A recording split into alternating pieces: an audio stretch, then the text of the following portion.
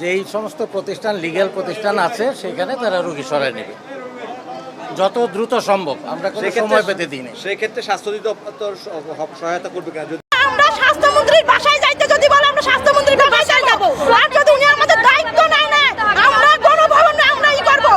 তোমাদের বাচ্চা আমরা বাঁচা দিতে পারো, তা আমরা দায় মানি না। তার সরকার যে এই এই এই দিয়ে নিতে হইব, আমার কাছে এই কৈফত সরকারের দিয়ে নিতে হইব। অক্সিজেন কত কিছু লাগাই না, এই বাচ্চাটা কিভাবে কই নিব আমরা?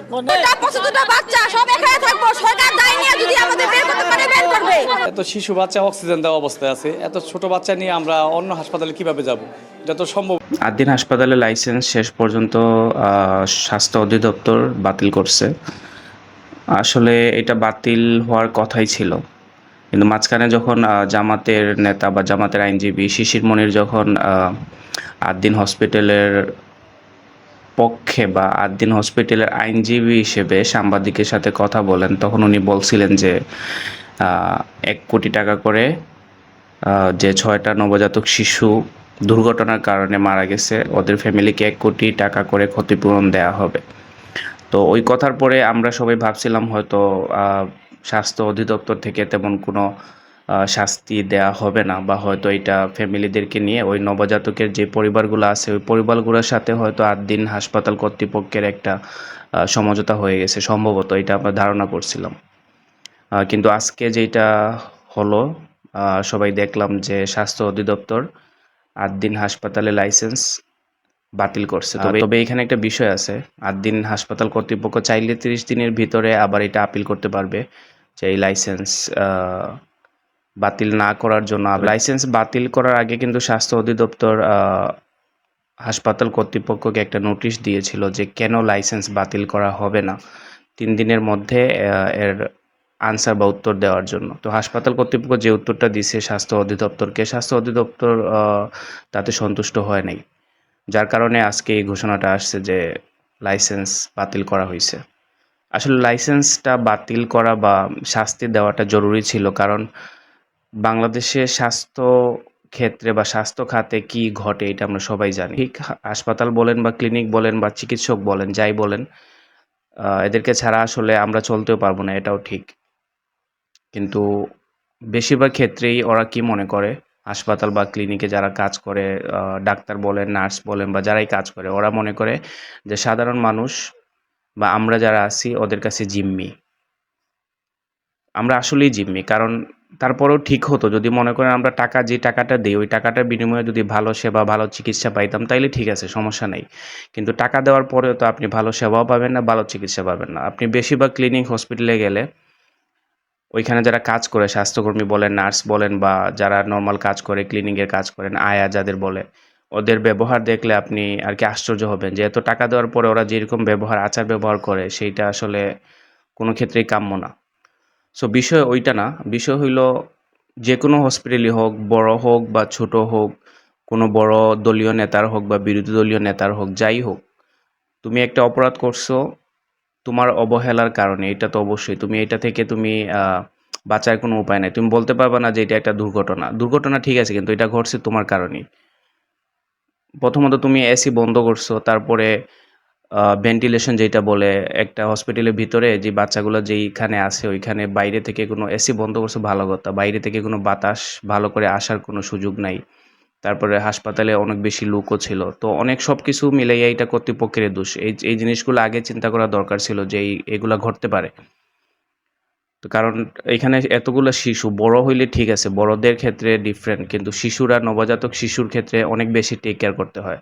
সো একজন ডাক্তার হিসেবে বা যারা কর্তৃপক্ষ আছে ওরা তো এই জিনিসগুলো জানার কথা ছিল, বা এই জিনিসগুলো ভালো করে টেক কেয়ার করার কথা ছিল। আপনি এটা তো বলতে পারবেন না যে এটা দুর্ঘটনা ঘটে গেছে। যাদের বাচ্চা হারাইছে ওরা জিনিসটা বলতে পারবে যে ওদের কেমন লাগে বা ওদের কেমন লাগতেছে। হ্যাঁ, আপনি টাকা দিছেন, ক্ষতিপূরণ দিছেন, ভালো কথা, হয়তো ওই টাকা দিয়ে ওদের বাকি লাইফটা ভালোভাবে কাটবে। কিন্তু এখন যদি আপনাকে শাস্তিটা না দেওয়া হয়, তাইলে ভবিষ্যতে অন্য হসপিটাল বা অন্য হাসপাতালে এরকম কোনো ঘটনা ঘটলে ওরা এই উদাহরণটা টানবে যে আদ্দিন হসপিটালও তো হয়েছিল, ওদেরকে তো কোনো শাস্তি দেন নাই, তাইলে আমাদেরকে কেন শাস্তি দিতেছেন? স্বাভাবিক এটা বলতেই পারে। সো যার কারণে আসলে শাস্তিটা দেওয়াটা খুবই জরুরি ছিল, এবং আমি আশা করি যে আদ্দিন হসপিটাল যদি আপিল করেও যাতে ওদের লাইসেন্সটা বাতিলই থাকে, কারণ যেহেতু ওদের আরও অনেক শাখা আছে, ওইগুলা চলুক, সমস্যা নেই। কিন্তু অন্ততপক্ষে এই শাখাটা যাতে বন্ধ থাকুক, জাস্ট একটা উদাহরণ হিসেবে, যাতে বাংলাদেশের অন্যান্য হসপিটাল বলেন, ক্লিনিক বলেন, যারা এটাকে একটা এক্সাম্পল হিসেবে নিতে পারে যে যাতে ভবিষ্যতে এরকম কোনো ঘটনা না ঘটে, এই জন্য একটু কেয়ারফুল থাকবে। আর আরেকটা জিনিস, আদ্দিন হসপিটালের উপরে যে বেকারি যেটা আছে, কারণ আপনি একজন হাসপাতাল চালান, এতগুলো শাখা আছে সারা বাংলাদেশে আপনাদের। এটা ঠিক যে অনেক গরিবদের জন্য বা মধ্যবিত্তদের জন্য আদ্দিন হসপিটাল খুবই ভালো, কারণ কম টাকায় ভালো চিকিৎসা পাওয়া যায়, এটা ঠিক। কিন্তু এর মানে তো এমন না যে আপনি কম টাকায় চিকিৎসা দিবেন, তার কারণে ওদের সাথে খারাপ ব্যবহার করবেন। এই যে আপনি হাসপাতালের উপরে যে বেকারিটা রাখছেন, যারা ডাক্তার ওরাও তো মানুষ, আপনাদের তো এই জিনিসটা বোঝার দরকার ছিল। এমন তো না যে লুকিয়ে ওইখানে আপনাদেরকে না জানিয়ে বা হাসপাতালের বড় যারা ঊর্ধ্বতন কর্তৃপক্ষ বা মালিক আছে ওরা জানে না, তা তো না। ওই বেকারিতে যদি কোনো কারণে কখনো যদি আগুন লাগতো, বেকারিতে আগুন লাগা মানে তো আপনি বুঝেন পুরো হসপিটালে আগুন লাগবে, তো ওই যে মানুষগুলো মারা যাইতো ওর দায়ভার কে নিত? পরে তো আইসা বলতো এইটা সেইটা ক্ষতিপূরণ দিয়ে দেব, কিন্তু যেটা ঘটনা ঘটতো তো ঘটতোই। আর আপনি বলতে পারেন তো ঘটে নাই মানে এমন না যে ঘটে নাই। এখন আপনি এমন কিছু করবেন, পৃথিবীতে কোথাও তো এমন নাই যে হাসপাতালের উপরে আপনি বেকারি রাখছেন,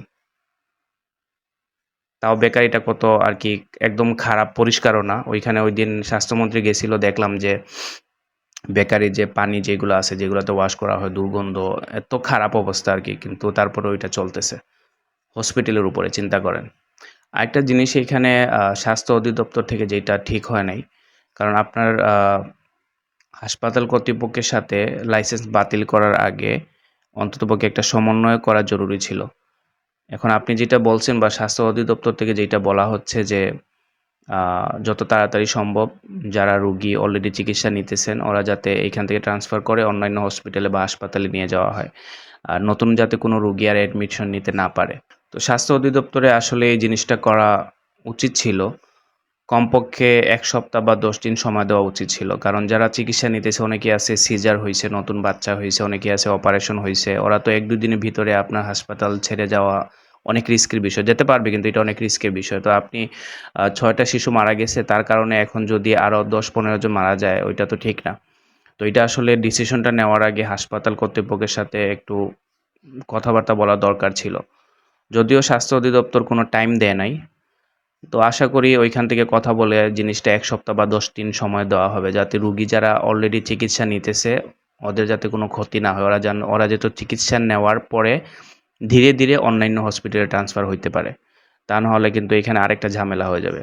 আর আরেকটা বিষয়, যারা ওইখানে কাজ করে, স্বাস্থ্যকর্মী যারা আছে কাজ করে, আপনার নার্স বলেন বা অন্যান্য বিভিন্ন ক্ষেত্রে যারা কাজ করে, ওরা কিন্তু সবাই অলমোস্ট বেকার হয়ে যাবে। কারণ এমন না যে আদ্দিন হাসপাতাল কর্তৃপক্ষ সবাইকে অন্যান্য শাখায় ট্রান্সফার করে দিবে, হয়তো অনেকেই ট্রান্সফার হবে কিন্তু বেশিরভাগই কিন্তু বেকার হয়ে যাবে। তো এটা আসলে স্বাস্থ্য অধিদপ্তর আগে কথাবার্তা বলার দরকার ছিল, যাতে এইসব যারা নার্স আছে বা যারা স্বাস্থ্যকর্মী যারা এখানে কাজ করে বিভিন্ন সেক্টরে, সবাইকে যাতে অন্যত্র কাজের সুযোগ দেওয়া হয়, এই জিনিসটা আগে কথাবার্তা বলার দরকার ছিল। কারণ এরা সবাই বেকার হলে এর দায়ভার কিন্তু বাংলাদেশ সরকারকে বা স্বাস্থ্য অধিদপ্তরকে নিতে হবে। সো আমি এখানে একটা সমন্বয়হীনতার অভাব দেখতেছি।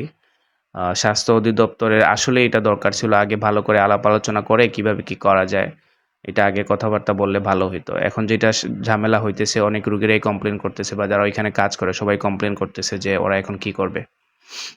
তো আমার মনে হয় এটা হয়তো কালকে বা 2-1 দিনের ভিতরে আরেকটা ডিসিশন আসতে পারে, আরেকটা সিদ্ধান্ত হয়তো স্বাস্থ্য অধিদপ্তর থেকে আসতে পারে, যেটা ওরা আগে নেওয়ার দরকার ছিল। তো মনে হয় এটা অতি শীঘ্রই সিদ্ধান্তটা আসবে, হয়তো সময় একটু বেশি দেওয়া হবে, 7 দিন, 10 দিন বা 15 দিন।